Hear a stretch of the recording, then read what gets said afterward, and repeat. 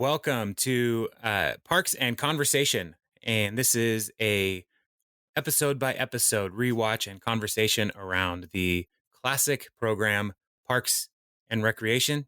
Is it already? It's already classic. Oh, I would say it's definitely classic. I mean, it's good, but what defines classic? Is it like 25 years old? No, I think what defines classic is if I like it. Gotcha, because that's what it is for Cars. 25 years. Is it? Mm-hmm. I thought it was just if dads liked it, whatever age. That's actually the checkbox at the DMV. Right. Dad likes it. Classic. Yeah, exactly. Anyway, what is this podcast about? We are walking through the episodes of Park and Recreation, and ultimately trying to figure out why do we like this show so much? And because on paper, there's a lot of great things, but there's also a lot of weird things. Like, why would anybody want to watch a show about a parks department in a small town in Indiana? And the answer is because we have a heart. Dang it. And so my name is Jason, and joined by Jeremy, all the way over there on the other side of town. Say hi, Jeremy. You already talked, but say hi, Jeremy. Hey, everybody. Right on. And today we are going to be looking at season 1, episode 3, which is called The Reporter. And we talked a little bit last week about the media empire that is Pawnee, Indiana, and how this small town has so many different reporters and TV programs, and they have their own channel that they'll do a 24-hour marathon on. They have all kinds of stuff happening in this small town, and I don't understand how they make it work. But today, the main arc of the show is that Leslie is trying to get some interest and attention for her park project, and then things go awry. That's not an official synopsis, but it's pretty close. Basically the way the story goes. I think you can apply that to most of the episodes, right off the bat. Yes. Yeah, that would be a pretty good assessment, because Leslie is a planner and she wants everything to go perfectly. And my dogs are barking, so that's part of the plan. Yeah, it's part of the plan. There's probably an Amazon package, and they are just mad at it. So, dogs are fun. So Leslie is, she's a perfect planner. She's got it all figured out, but, her desire for control in all of the elements of her life is usually the thing that gets her in trouble. Is that a fair assessment of Leslie Knope? Very, very fair. One of the things I noticed on the watch is that the cover art for the season 1 says to be very, very, very important. There's a little tagline at the bottom of the artwork, and I think that's just funny. That's her. Yeah, that's what she wants. She just wants to be important in everything. Yeah. Well, everything she does is important. She sees the work of the government as the most valuable thing that she could be doing, and everybody needs to be a part of it. Yeah. And so, yeah. All right. So this was originally, as this is one of the trivia things that we picked up last time, but this was originally supposed to be the second episode, and they switched it around for whatever decisions they wanted, whatever reason they came up with. They moved it. This is also one of the episodes. It's written by Greg Daniels and Michael Schur and Gore. Oh man, is it Daniel Gore? It is. Yes, Daniel Gore, and so part of the Schur universe that we are wanting to examine over time. This is his hands are all over this episode, and so I mean they're not literally all over it. Okay, but he is involved in a significant way. And so it starts out with a cold open. Now, I don't know if you remember when shows started doing cold opens. I don't. It seems like it used to, I don't know, maybe I'm just confused, but it seems like shows started with the credits. Yeah, they used to have long intro, and Parks and Rec does have an intro sequence, but I was making the joke that the Parks and Rec intro is one of my favorite songs because it's an actual intro. It gets you ready for the show. And then some shows just have a sound now, or nothing. It's time and it just starts.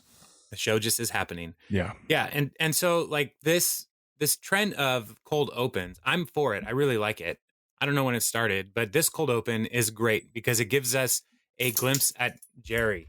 So Jerry is one of the coworkers in the parks department, Jerry Gergich, and this they're doing a nature walk. And Jerry is competent in all that he's doing. And this may be the only time in the whole series where Jerry will be a competent government employee. I love Jerry's character so much. He's great. And he's so he's so unique and so like patient with all these people who are terrible to him. But on the nature walk, he's talking about the different plants, and he gives one to Leslie, and Leslie starts eating it. and immediately has a reaction because it's country honeysuckle Pawnee style. And I think the joke of the Pawnee style is that it's honeysuckle. What could go wrong? Well, it's from Pawnee. It will make your mouth turn numb. Right. And Jerry's like, I never told you to eat that. So here's Leslie as overly zealous about everything, and so she's on this nature walk with Jerry, and is like, yeah, I'm going to eat this, and it's going to be fantastic. And mouth swells up, and then it goes right into the credits. Well, and the fact that even at the end of that, she says, but it has a sweet aftertaste with a totally swollen mouth. And it's just, again, It's just her character. Nothing totally positive.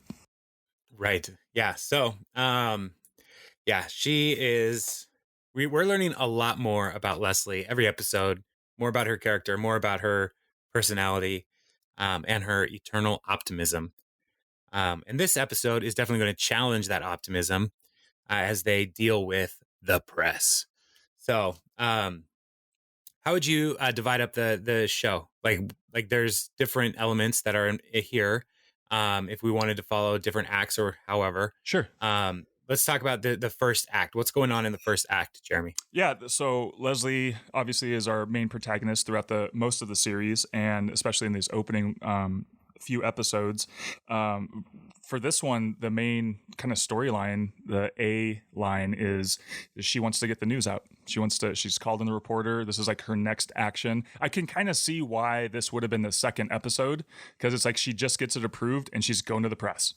So I don't know why they moved it, but it kind of makes sense now. Why it would have been the second one. But yeah, so her main motivation is getting the word out to the press, and we see just how terribly wrong that goes. And then the underlying episode, as we'll see soon, not episode but storyline, is Tom Haverford and his Scrabble game with Ron. And we'll see how that plays out here coming up. So just as we watch, what I think is kind of fun is as we hit these or the beats of the episodes, we kind of can see how the characters change by even episode by episode by following these small arcs, which I think is kind of fun, because then you can watch them grow over not just the season but the entire series as well. Right. Yeah, and we're learning more about Tom. We're learning more about Ron. They do a really good job of building the office. Yeah, that the work group. Still, we don't know anything about Donna. No. And April is a bit of a mystery, but we're they're building them slowly. Whereas like in a show like Friends, like first episode, all 6 of those friends are on display. Yeah. And so you really quickly were like, oh, I love Chandler, or Monica is the best. Oh, she's so funny. Whatever. I don't know if anybody would ever say Monica's the best, but that's a different show. That's a different podcast. And so, so I really appreciate the way they're doing this. And it's good. So one of the things that Leslie says about the press that I appreciated as she's trying to set up this is the press is a weapon. You can use it to kill people or feed people. It's like, wow. All right.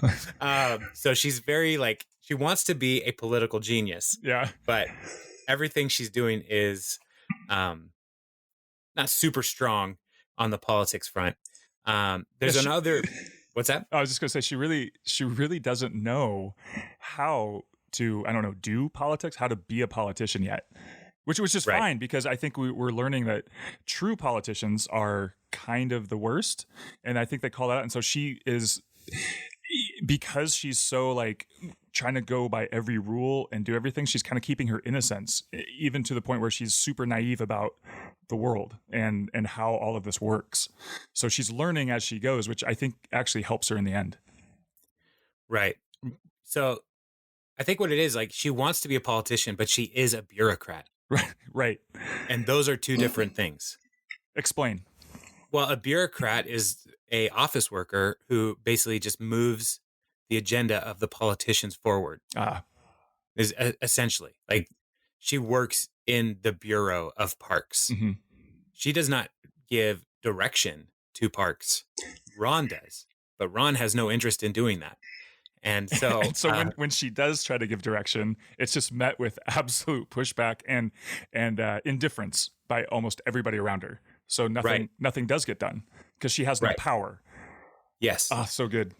And so she wants that power, and she believes she can get the power, but she doesn't know how to do it. But and we want to believe that she would use that power for good, right? I mean, that's the other thing. We are rooting for her to become. I mean, I don't know. Right. We want her to become a great parks director. Sure. You know, she wants to become president of the United States of America, as we learned last week. Stranger things have happened. That is absolutely true. The weirdest thing about this whole world that we are living in is that while this show was on the air, Donald Trump was also on the same network as a reality TV show host for The Apprentice. Mm-hmm. That was happening simultaneously. Yeah. And if you asked me then, who is more likely to be president, Leslie Knope, a fictional character, or Donald Trump, I would have said Leslie Knope. And the whole world, we're in a bizarro universe right now. So, well, and what's really weird too is that last time I watched through The Office, which I know, different podcast, we will get there in a couple of years, but he came up in a whole bunch of episodes. I should say a whole bunch, but several times he was mentioned. Yes. Yeah. Michael Scott referred to Trump many times. Okay, we got to save this. Yeah. Anyway. All right. Okay. So this is also another important first in this series. This is the first time they go to JJ's Diner, which is where it's where the political movers and shakers are having the very important meetings over breakfast food. Right. All the blue collar workers. Well, yeah, the blue collar workers, but all of the Leslie believes this is right the power center outside of City Hall, where you can meet with the press, you can meet with your colleagues, you can move your agenda forward and have a delicious waffle. Absolutely. But when they cut away and they show the people who are actually in the diner, it's all like salt of the earth people. They're not the movers and shakers. No, it's the normals. It's us. It's great. Yeah. And we also begin to get a picture of Leslie here that will be consistent throughout, because she loves waffles and she loves whipped cream, and that will be a consistent thread throughout the whole series.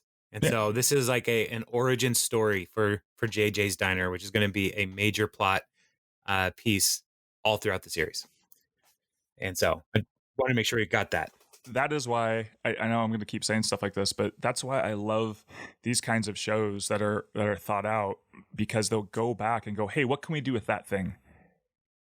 Right. Schur and these guys and Gore and Daniels, they create things, but then I think they're just open to being able to come back and using it, and they really build this world. And so who would have thought at the beginning that JJ's Diner would be like anything? It's just a throwaway scene, right? Just a place to meet this reporter. But later on, it becomes pretty important. So that's nuts. I don't know. Yeah. Well, it's smart because it's like our lives. We go to the same restaurants all the time. Just as people. Yeah. I love Strickers. It's a total hole in the wall. It would be the JJ Diner of Linwood, Washington. Yeah. Hole in the wall. I'm surprised it's open. And but the food is good and I enjoy going there. Yeah. And that's basically, if you find a place like that in your town. Oh my gosh. You're gonna go. And the movers of shakers of Linwood actually eat there. Do they? No, I'm serious. Yeah. Who? I was in there with a friend, and I said, "Man, this place is pretty popular. There's a big group of people. Is that the Kiwanis, or I don't even know what they do?" But anyway, and he said, "No, that's the mayor and the police chief." That's funny. Yeah, that's a true story. Wow. Yeah. So, yeah. I mean, we all have those places in our town. I had an And omelet. which one? Which omelet? I think it was just at like a Denver. Oh, okay. The my go-to omelet at any restaurant is whatever omelet has the most stuff in it, because I'm paying for that omelet and I want as much stuff as possible. So I usually get the kitchen sink and it's just got like, I think they have all of the condiments like on a shelf, and they just pour it right into the pan. Like they just sweep it right off the shelf into the pan to cook up my omelet. Yeah, It's so good. what's left in the back of the grill? Let's just scrape this over here. I'm for it. Yeah. I'm totally for it. So, all right. So they go to there. They eat. They meet. The Leslie and the reporter meet, but then she takes her back to the city hall to start working through the murals. And Leslie tells us there's 10 murals in there on that hallway, and they're all terrible. And the reporter is Shauna Mulway-Tweep, who will be a recurring character throughout the series, as the newspaper reporter.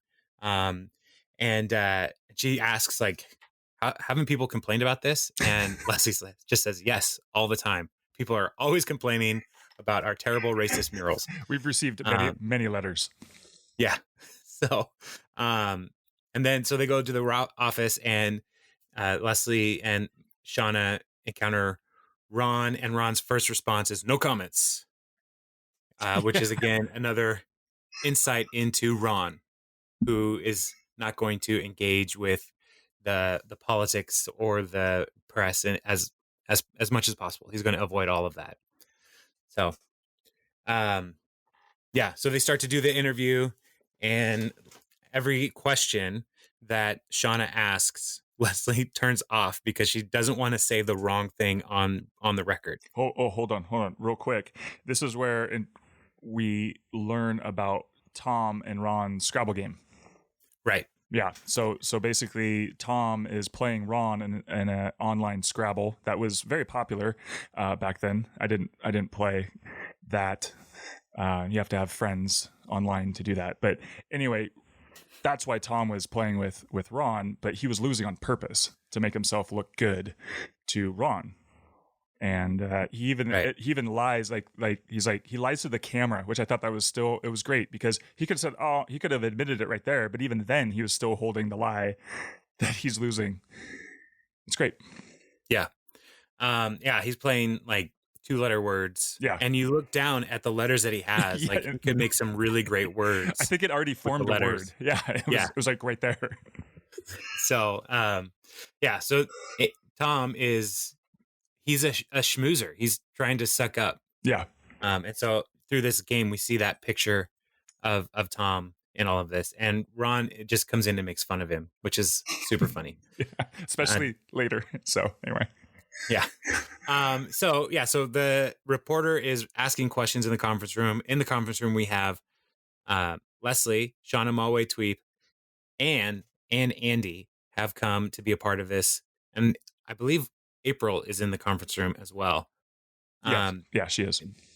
Because April has some great reactions to Andy's story about what happened, and so Shauna asks her, like, so how did this happen? And Andy says, well, I was coming home and I was super drunk and I wanted a toaster at the bottom of the pit. And that's where Anne says, I didn't know you were drunk. And so that creates a tension in their relationship right there. Right. Leslie starts sweating profusely and leaves, and is one of my favorite things from this episode. She's trying to dry out her armpits from her sweat. And so she has 2 manila folders and she's flapping them underneath, forgetting that every wall in their office is a window. And so they can all see her doing what she's doing. And the camera pans to her real quick doing that. And then she stops and opens the empty folder to pretend that she's working. So, Yeah, that's just one of the super fun moments. Like that was smart. Yeah, No lines. yeah. And the same thing right before that, they had set up the whole. She had turned off the recorder several times on Shauna in this previous scene, and then as soon as Andy, and these are like nothing, like just nothing questions that she's trying to figure out and control, and then Andy drops this bombshell, and Shauna Malwae tweet like. She reaches out without even looking and pulls the tape recorder back as Leslie reaches for it. It's like, nope, not this time. It's Right. so no line, nothing. It's like, nope, got it. Yeah. So, so there's all kinds of little subtle things like that when you watch it again and again, like you see, like Shauna's not dumb. No, She's a good reporter, and she knows what she's doing with Leslie in particular. right. Like, and, like it's all on the record. It's all fine. Like she's gonna get the story as best she can, which leads Leslie to being even more panicked. And so she turns to Mark, to try to see if he can salvage the situation. And his solution is to ultimately just go out with Shauna and hook up with her. And he believes he has solved it because he's trying to help. But again, Mark is the worst. He is the worst. And So, Andy's bombshell, I would say, is if we're following kind of the arc, is that this is the first kind of obstacle now, the real obstacle that is in Leslie's way of getting the story that she wants out. She's now lost control. And yeah, she calls in Mark like some terrible Batman to solve her problems. right. Yeah. And so cuts to the next day. Mark drops Shauna off at the pit to continue coverage. And Leslie doesn't really understand for a while why Mark is bringing her. Like, do you live next to Mark? No, not at all. And she doesn't get it. And then through the different things that she says, like, didn't sleep at all last night and how tired she was, then Leslie realizes, like, oh, Mark is the worst. And so she then gets mad at Shauna for her decision to sick Mark on her. Right. Which is like, Leslie does not often think through her own the consequences of her actions. No. And I mean, she thinks everybody is as upstanding as she wants to be. Exactly. Right. So she's called a meeting, a town hall meeting. She's called a reporter, and she hasn't thought any of these things through, and it just keeps biting her. And we wonder, when will she learn? Well, 7 seasons later, we'll see. Well, yeah. Stay tuned. Yeah. So she turns all of her hostility towards Shauna, and then it cuts again to our B plot, which is the Scrabble game. And Yes. Tom comes into his office and sees April playing against Ron with Tom's game and winning. Lexicon? You dropped a Z in there? Yeah. So the whole charade is up for Tom's game. Yeah. And now he's nervous. He's like, I'm trying to like win favor with Ron, and now he's going to know that I was losing to him on purpose. So that's just another drop in of the B plot. And Leslie comes and confronts Mark. Well, and real quick, we get a little insight into even April's character, because so far she's just had one-line words, and now she's done this thing without any lines, and it shows that April's actually a really smart kid.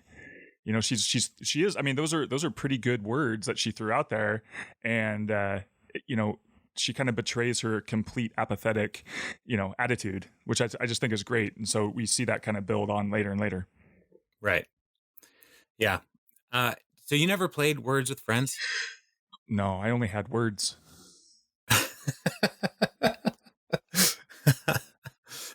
Did you? Yeah, I did. I played with a lot of people. Oh, easy guy with friends. Yeah. I don't want to brag, but I had a lot of friends, and I would play with people who, if I was taking too long to come back to the game, they would start another game With you or someone else? with me because you can play with multiple people. So I'm playing Dawn like 3 games because I took too long to come back to my turn. So he just started another one. Yeah, because he wanted more letters. He wanted to play something. Yeah. And it's like, dude, I've got a job, man. I don't know what you're doing that you have all this time to play Words with Friends, but I got stuff to do. And yeah, but then I found out I was losing to somebody who I respect very much. And I don't want to name names, but their name rhymes with starts with M. And it was my mom. And I was like, man, she is crushing me. And then I picked up her phone one time when I was at her house, and she had an app on her phone called Word with Friends Cheats. Just right there. Right on the, I was like, are you kidding me? What are you doing? You're cheating when we play? It's like, yeah, I want to win. Well, that is honestly what I never got about that game. It's like I think it's really hard to cheat in Scrabble. Like the old school way to cheat in Scrabble is you just make up words and you lawyerly convince like that. No, that's a word. No, I'm going to look it up, because you don't want to be that guy to look it up in the dictionary. So you're proving like, oh, I know that word. No, you don't. You're an idiot. And then you have to prove, and then it's just a whole thing. But online, everyone can just look it up and cheat. Like, what's the point? I think maybe that's why I never played. That's why I never played it. It wasn't that you didn't have any friends. Yeah, that it was that you were trying to protect your integrity. Exactly. Just like Leslie. Just like Leslie. Speaking of Leslie. Yeah. Oh, yeah. She comes and confronts Mark, and Mark is basically telling her like she's being a dork, and she's like, well, I can't have this kind of unethical behavior on my committee. And so Mark says, I quit. And that's just, Leslie doesn't know how to handle that. No, and you can't quit the most important thing in town. Right, according to Leslie. Yeah, and that ends pretty much Act 2 right there. This is kind of her lowest of low. Now she has to decide what to do to fix the problem of this whole reporter mess. So she calls Shauna Malwae-Tweet, and they meet at. Did they go back to JJ's? They go back to JJ's. Man, oh, JJ's. I had a really big breakfast already today, and I'm already thinking about having breakfast again. Second breakfast. All this talk about JJ's. Yeah. That or watching The Hobbit. I could go either way. Yeah. So she asks, Shauna is saying like, well, you have a lot more confidence in this park than your own team members do. And so she starts reading back quotes. This park will, essentially all of them say, this park will never happen, ever. And one of the quotes is Leslie asks, no. That was my favorite one. Right. You might as well write an article about the sun. She's like, how would you even do that? This one just says no.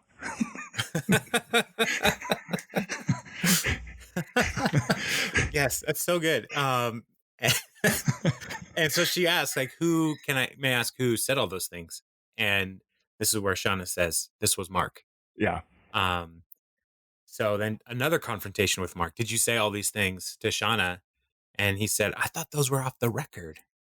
And she said, did you say they're off the record? Do you have to say they're off the record? She's a reporter to the end. You got to give it to her. She's always on the clock. Which, as you learn more about Shauna throughout the show, she has a very lonely life. Yeah. And I wonder if part of it is just because like there are no secrets with Shauna. Right. She's a reporter. And so I it's one of those interesting little tidbits of her character that when she starts finally working on herself and learning more about how to carry herself in the world. It's just so brilliant. There's so many good characters. Yeah. And so Shauna's just one more. And again, my note after this whole thing is Mark is the worst. I have something very, very similar. Only the only way Mark knows how is what I have written down. But going back to that conversation real quick with Leslie, I think it worked. She decides to call Shauna, but it wasn't to spin things or control things. She just comes out with the truth, why it means so much to her to get the park done. And that's when Shauna leans in and asks her real questions, like, when do you think it'll get done? And that's when all those quotes come up. But Leslie, much like we'll see kind of in The Office, when these people stop putting on these airs of what they think they should be doing or how they should be acting and just are truthful, then they get to the heart of who they are. And I don't know, they end up doing the good thing. That's where a lot of the solutions come from. And yeah, and then she just starts batting away all of those comments one by one until it does get to Mark. And that's when she confronts Mark, who is the worst. Yeah. Oh, Mark, the worst. Yeah. I'm just so glad. And spoilers, this show's been on for a long time. I'm just so glad he's not on the show forever. Yeah.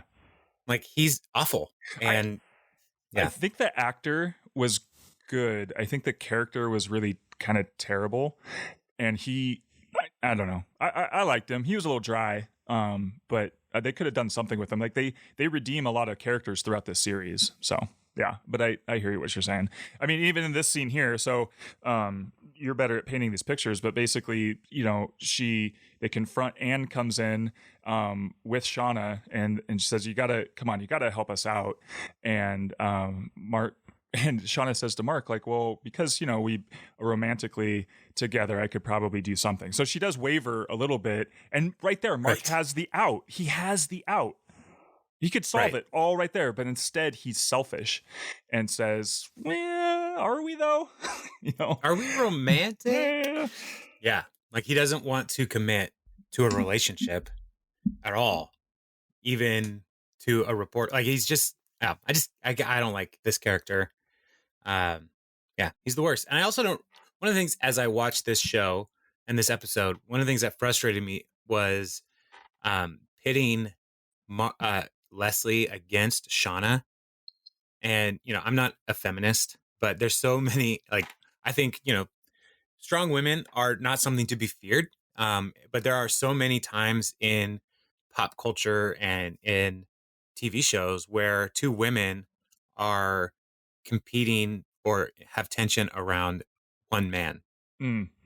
And so that's a trope that is just annoying to watch again and again.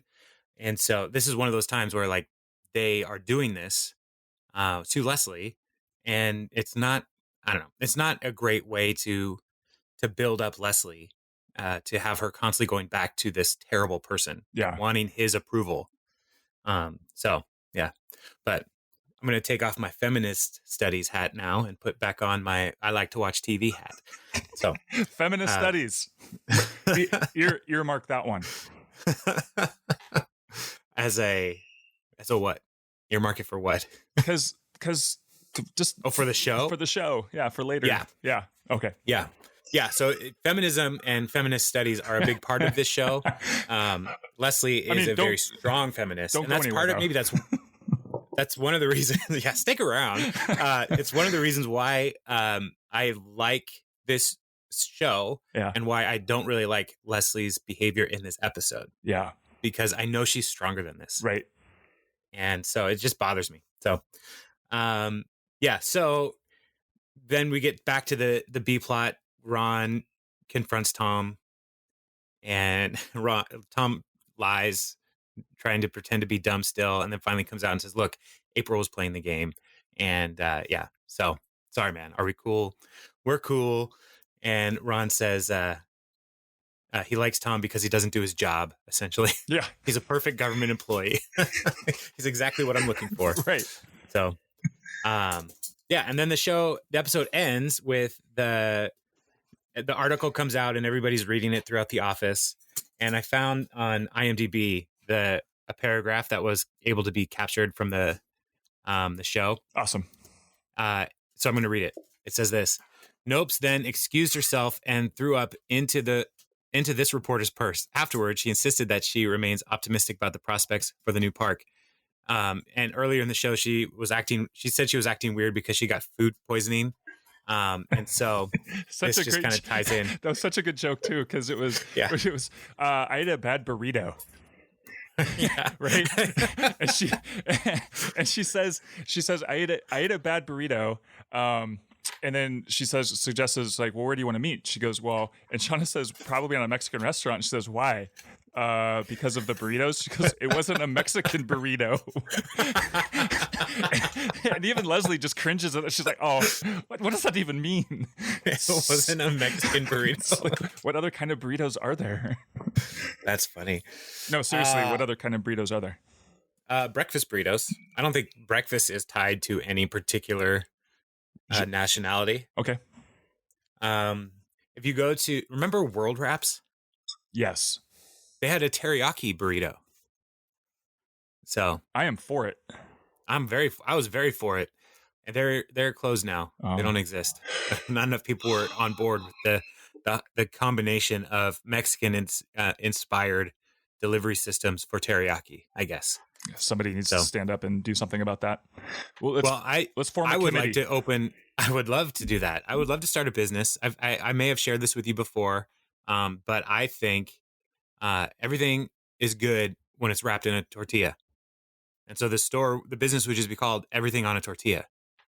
So whatever you want, we'll wrap it and you can take it and go. So I can't believe you just gave that to the internet. You know what? I don't have enough time to start all these businesses. The other idea that me and my friend Darren had was to create a restaurant that's like, yeah, we'll make that. And it's just right next to a Safeway. And so people come in like, hey, can I have this? And we're like, yeah, we'll make that. And we just go get the stuff at Safeway and make it. So that's genius. Could you bring your own food too and just be like, man, I bought all this stuff, but I don't want to make it? That's not a bad idea. Yeah. Just to have like, you be my chef. Uh-huh. I'll bring the ingredients, figure it out. Or as Tom might say later in this series, shut up and do more food for me. Very close. Very close. Yes. So close. Yes. So close. Did you see the headlines on the newspaper too when you were perusing? No, what did the headline say? I gotta find it. One of them was, sorry, I'm far away from the mark. Mike, hold on. You have to edit this out. Hold on just a sec. Sorry. We'll see. No. How dare you? We will see. No, then I'll just wait even longer. Well, I have no problem with that. This gives people time to like breathe as the podcast is being recorded or they're listening to it. Maybe they're like transitioning from inside the car to outside the car and they like don't want to miss anything. Maybe now they're looking for their keys in their purse or their bag and they're like, I don't know, man. How do I get into the house? I can't. Which key is it? Is it the big key or is it the little key? Why is it so dark in my front yard? By my front door, and they're just like, oh no, what is going to happen? And then they start to think, is somebody behind me? And then you say, I can't concentrate. I have 2 pages of notes and I cannot find it, and I'm not going to give up. I don't care. I don't care because that's you. Do you want me to keep telling the story? Fine. You know what? Why not? I might take my headphones off for a while. They think like, wow, man, I don't know if somebody is behind me. So they start to get more panicked. And so then finally they're able to open the door and then like, oh man, I have to go to the bathroom so bad. Why was traffic so long? And so they go to the bathroom and all the while their AirPods are just, they're just continuing to play through the show because the beautiful thing about the Apple AirPods is how easy it is to use them without, the hassle of the cable that keeps you from, real freedom. And so this they've got the episode freedom. brought to you by Apple AirPods. Did you find what you were looking for? Not at all, because I'm listening to you actually. So. Well, anyway, I just found it. There it is. Boom. The top headline on the Pawnee Journal, which Leslie calls Our Town's Washington Post, the top headline is "Spring Arrives. Most residents in quotes welcome new season." Most. Some people are against it. So is most in quotes or is residents in quotes? Most. Okay. Most residents. And then off to the side is the headline, Wana Iguana, abandoned lizard found, not native to Pawnee. Which I love little things like that throughout the series because it's their chance just to write ridiculous stuff because it's on the screen for like half a second. So as we go through the series, I'm definitely going to try to search online, and as I rewatch, try to find really small things like that are a lot of fun. Yeah. Well, when you make a set, you have to like all of those pieces, like even now in the age of the internet, they have to be passable as real. Yeah, So you can't just throw in lorem ipsum it's and true. trailer text. Like Right. you actually, people will pause and say, "What does that paper say?" And yet, and what's so great about that is it's still a way to insert a joke. Like we found it and it's fun. So Right. I think that's another reason why, I like the shows like this, is because they do think about the audience, and we're not complete idiots. We're watching, we're paying attention. And so, and even if you don't catch it the first time, that's what makes shows like this so rewatchable, which is why I'm glad we stuck around after the first couple episodes. Yeah. So yeah, this is this third episode. Like they do a lot in this 21 minutes of programming, and as you can see, we've already gone twice as long as the actual show is. A good 8 minutes of that was talking about coming out of your car into your house from your commute home. But regardless, there's a lot to talk about in every episode It's true. of Parks and Rec, Yeah. and so it is just infinitely rewatchable. So, all right. Well, I do think we have blathered long enough for this episode. So Okay. why don't we let everybody like say hi to their kids, feed their dog, Get out of the and car. well, they're already out of the car. They went to the bathroom. I They've missed done all that stuff. I got to go back and listen to this. I wasn't. Yeah, I'm not going to edit it out because I think it's hilarious. All And right. so, so they are, they're at the point now where they're thinking through like, oh, do I need to make dinner or should I just order something? And we're not sponsored as a podcast. Mm-mm. If we were, this could be one of those times where we say, this is a great time to make a HelloFresh meal for you and your family. Or, just have a bag of chips and call that dinner. Throw in a Pop-Tart. I don't care what you eat. It's your house. It's your life. So, or take your food over to We'll Make It and see what happens. Yeah. Just see what happens. Bring your ingredients and let the chefs we'll make that. Surprise and delight you again and again. So sounds good. That was nonsense. All right. Well, hey, okay. I'll talk to you later, and keep enjoying the Parks and Rec, man. You too. All right. I'll talk to you later. All right. Bye. Bye.